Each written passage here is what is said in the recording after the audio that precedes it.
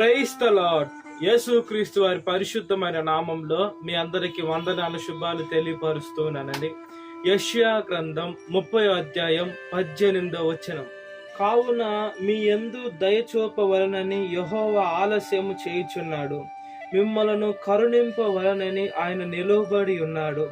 యెహోవా న్యాయము తీర్చు దేవుడు, ఆయన నిమిత్తము కనిపెట్టు వారందరూ ధన్యులు అని దేవుని వాక్యం సెలవిస్తున్నది.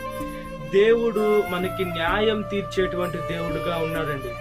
దేవుడు ప్రతి ఒక్క మానవాళి కోసం కనిపెట్టుకొని ఉన్నాడు. అయితే మనం దేవునికి మన జీవితాన్ని అప్పజెప్పుకునే బిడలుగా ఉండాలి.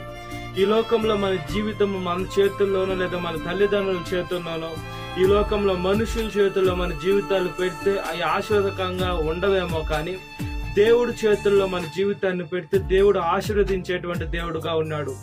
దేవుడు కొన్నిసార్లు ఆలస్యం చేస్తారంటే అద్భుతాలు చేసేదానికే చేస్తారండి. కొన్నిసార్లు ఈ లోకంలో మనుషులు పరీక్షలు పెడుతూ ఉంటారు స్కూళ్ళల్లో. దేనికంటే పై తరగతికి పంపించాలంటే ఆ బిడ్డ ఆలోచన విధానం ఎలా ఉందని పరీక్షిస్తూ ఉంటారు. దేవుడు కూడా ఆత్మీయ జీవితంలో కొన్ని పరీక్షలు పెడుతూ ఉంటాడు. మనం ఎప్పుడైతే ఆ పరీక్షలకి భయపడకూడదు, కానీ మనము దేవుడికి ప్రార్థన చేసి ఈ లోకంలో ఉంటామో దేవుడు ఖచ్చితంగా పాస్ చేసేటువంటి దేవుడై ఉన్నాడండి. మన కుడి హస్తం పట్టుకొని నడిపించేటువంటి దేవుడై ఉన్నాడు. ఆయన గొప్ప దయ చూపించేటువంటి దేవుడై ఉన్నాడు. కాబట్టి దేవుడు మనతో ఉంటాడు. ఆ శోధన నుంచి మనం తప్పిస్తాడు. ఆ శోధనని జయించి వారు భాగ్యవంతులు అని దేవుడి వాక్యం సెలవిస్తుంది. దేవుడే మనతో ఉండి మనల్ని పైకెక్కించేటువంటి దేవుడు అండి. యోబు గారి జీవితంలో చూసుకున్నప్పుడు సాతాను ద్వారా దేవుడే అనుమతి ఇచ్చాడు శోధనలో ప్రవేశించేదానికి. అయితే యోబు భక్తుడు ప్రార్థన చేస్తూ ఉన్నాడు, దేవునికి లోబడి ఉన్నాడు. కాబట్టి ఆ యోబు భక్తుడు అతను ఎంత కుంగిపోయిన రెండంతలకు ఆస్వాదించాడు. మన జీవితాల్లో కూడా ఈ లోకంలో శోధనలు, బాధలే ఎప్పుడు ఉండవు. మనకు సంతోషం కూడా ఉంటుంది, మనకు ఆనందం కూడా ఉంటుంది. బాధలలో దేవుని ఎలా సేవిస్తున్నామో సంతోషంలో కూడా ఆయన వదిలిపెట్టకుండా మనం సేవిస్తుంటే ఆయన మనల్ని తీసుకునేటువంటి దేవుడు, ఆయన సేవలో మనల్ని ముందుకు తీసుకుని వెళ్ళేటువంటి దేవుడు. కాబట్టి మనం ధన్యులుగా ఆయన వాక్యానుసారంగా బ్రతుకున్నట్లుగా ప్రార్థన. మహాపరిశుద్ధాత్మదేవ, మా ప్రియ పరలోకపు తండ్రి, మీరు గొప్ప దేవుడయ్యా, దాన్ని బట్టి స్తోత్రమయ్యా. మీరు నిలువబడి ఉన్నారయ్యా మా కోసమయ్యా, మమ్మల్ని కరుణిస్తున్నారయ్యా, దాన్ని బట్టి స్తోత్రమయ్యా. అదే విధంగా న్యాయం తీర్చేటువంటి దేవా, మీకు స్తుతులు స్తోత్రాలయ్యా. మనుషులు అన్యాయం చేసే మనుషుల మధ్యలో మేమున్నాం, పాపుల మధ్యలో మేమున్నాం, నీచమైన మనుషుల మధ్యలో మేమున్నాం, లేని మాటని ఉన్నట్లుగా పలికేటువంటి మనుషుల మధ్యలో ఉన్నాం. ఒకసారి కాపాడండి.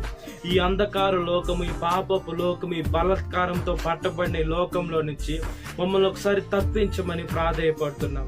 అదే విధంగా మేము ఈ లోకంలో వేరుగా మీ జనాంగంగా బ్రతికే బిడలుగా ఉన్నట్లుగా ప్రాధేయపడుతున్నటువంటి దేవస్తోత్రం వేసి మీ సేవలోకి మమ్మల్ని తీసుకొని వెళ్ళేటువంటి దేవస్తోత్రం.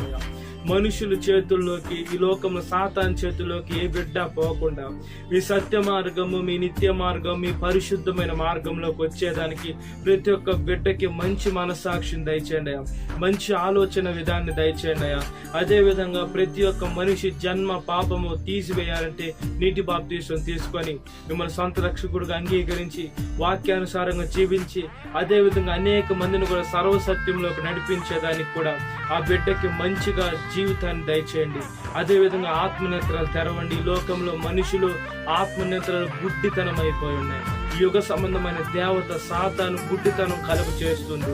ప్రతి ఒక్క మానవాళిక గుడ్డితనం పోయి మిమ్మల్ని తెలుసుకునే శక్తిని దయచేయమని, సాతాను శోధన ప్రతి ఒక్క బిడ్డను విడుదల దయచేయమని, ఈ వాక్యం వింటున్న ప్రతి ఒక్క బిడ్డని పేరు పేరు జ్ఞాపకం చేసుకోమని, ఈ దినకాలపు దీవెనతో నింపమని నజరేయుడైన యేసుక్రీస్తు వారి పరిశుద్ధమైన నామములో మిక్కిలి వినయం తడుచున్నాను మా పరలోకపు తండ్రి.